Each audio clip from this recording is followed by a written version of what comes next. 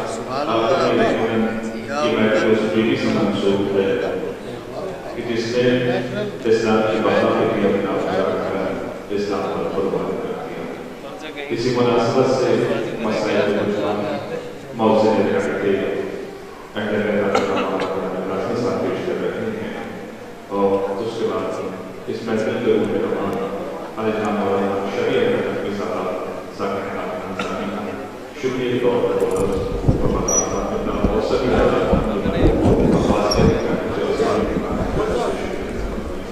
آپ آج اس فرش پر اس بی بی کے مہمان ہیں۔ فقرہ غور سے سنیے گا۔ آج آپ اس فرش پر اس بی بی کے مہمان ہیں جسے ہمیشہ اپنے ٹوٹے مکانوں میں مہمان بناتے ہیں۔ یہ ٹوٹی ہوئی پسلیوں والی بی بی کا ذکر ہے۔ سائے میں بیٹھنے والے غیرت دار عزاداروں، رونے کو یہی کافی ہے کہ پردہ دار بی بی کی قبر بے سایہ ہے۔ جانے کب بی بی کا لال پردے سے آئے گا، جانے کب مزار زہرا بنے گا، جانے کب بی بی کی پسلیوں کا درد تھمے گا۔ رات بھر بڑی عقیدت سے اپنی شہزادی کا ذکر آپ نے سنا۔ دامن پھیلانے کی گھڑی ہے، آج تو سب کی خیرات بٹ رہی ہوگی۔ بقیع سے حسن آئے ہوں گے، مدینے سے رسول خدا آئے ہوں گے، نجف سے علی مرتضیٰ آئے ہوں گے، کربلا سے غریب نینوا حسین۔ میری والدہ گرامی کے ذکر میں میرے عزادار آئے ہیں۔ آؤ آؤ اکبر تم بھی چلو، آؤ آؤ عباس تم بھی چلو۔ کربلا والے تشریف لائے ہیں، دامان دل پھیلا کے جو دعا مانگنا ہو مانگیے گا۔ مجھے حکم ہوا کہ میں 2 جملے مصائب کے پڑھ دوں۔ جناب میں کیا پڑھوں؟ آپ نے کہا حق ادا ہو جائے رونے کا۔ یہ بتائیے روتے روتے مر جائیں پھر زندہ ہوں، پھر روتے روتے مر جائیں پھر زندہ ہوں، کیا بی بی پر رونے کا حق ادا ہو سکتا ہے؟ نہیں۔ اب میں ایک سوال کرتا ہوں، اگر یہ سوال بی بی کے غلام سمجھ گئے تو پھر کچھ پڑھنے کی ضرورت نہیں ہے۔ دیکھیے تکلیف، کلیم بھائی، تکلیف کوئی بھی ہو تکلیف ہوتی ہے۔ شہنشاہ، ہاتھوں کی تکلیف ہو، آنکھوں کی تکلیف ہو، سر کی تکلیف ہو، پیروں کی تکلیف ہو، تکلیف کوئی بھی ہو تکلیف ہوتی ہے، مگر رات کے کسی نہ کسی پہر نیند آ جاتی ہے۔ مگر خدا نہ کرے پسلیوں میں تکلیف ہو تو نیند اس لیے نہیں آتی کہ سانس لینا ہے۔ وہ بی بی کیسے سانس لیتی ہوگی جس کی ادھر کی پسلیاں ادھر، ادھر کی پسلیاں ادھر۔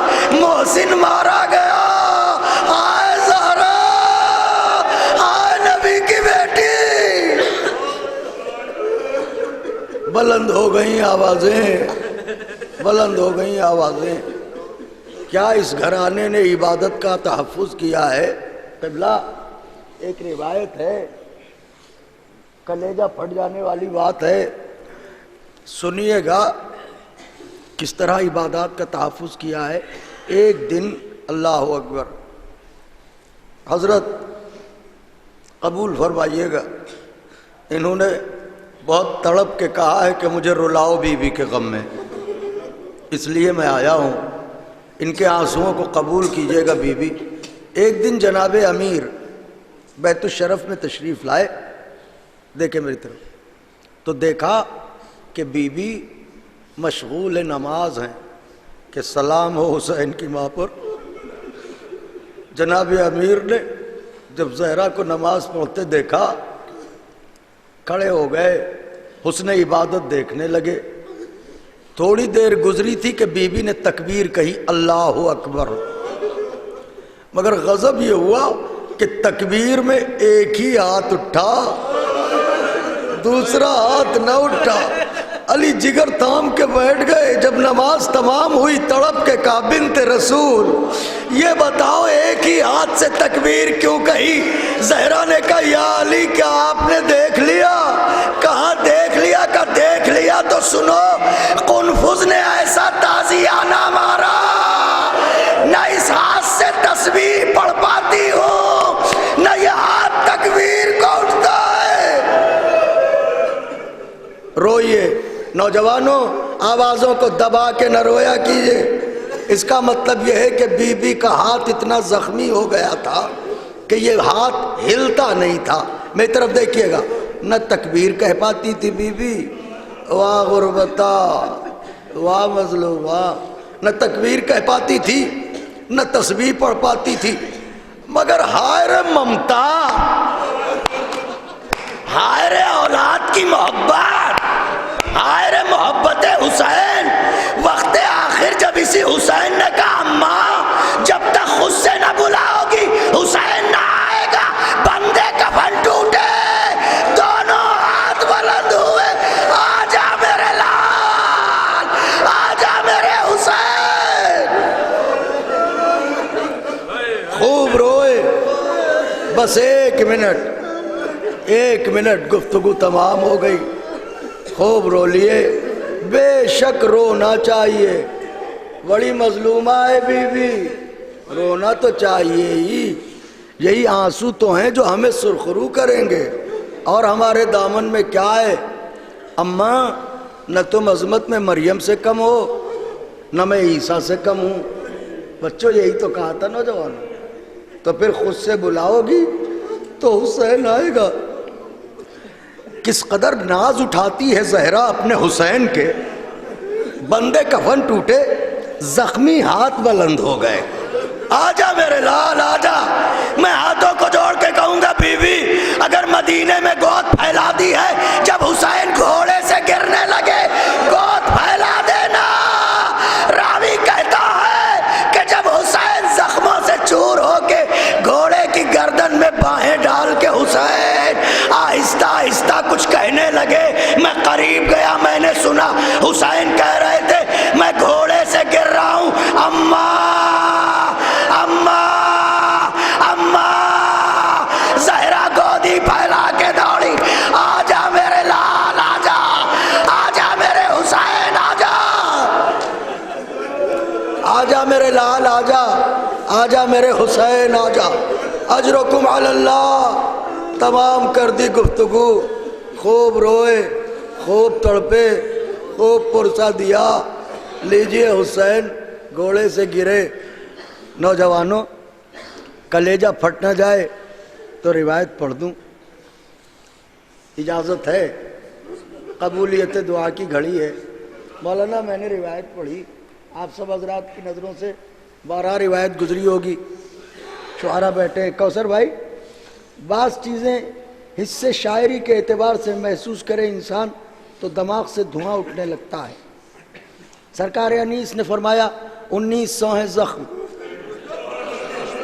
تنے چاک چاک پر، زینب نکل، حسین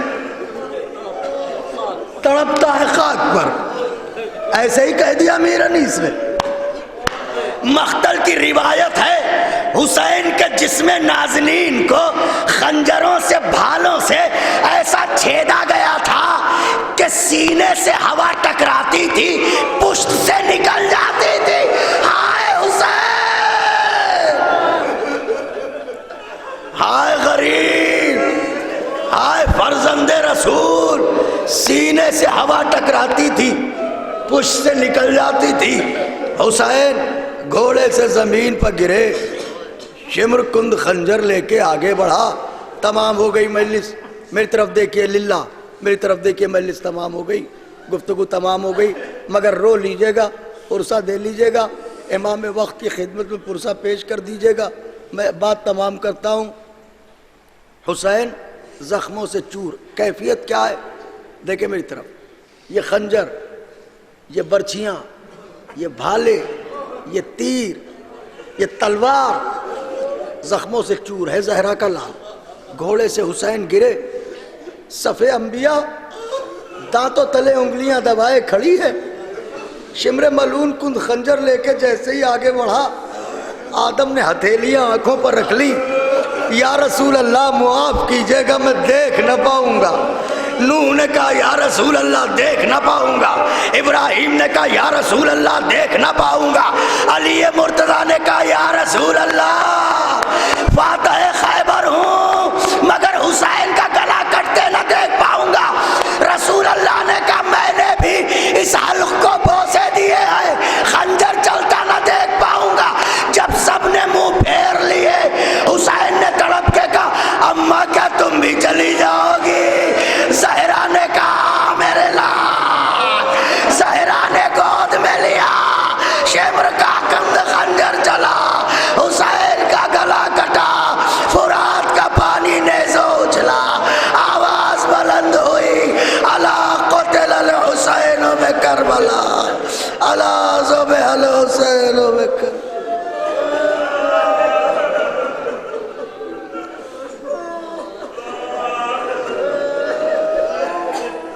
ألا لعنة الله على القوم الظالمين وسيعلم الذين ظلموا أي منقلب ينقلبون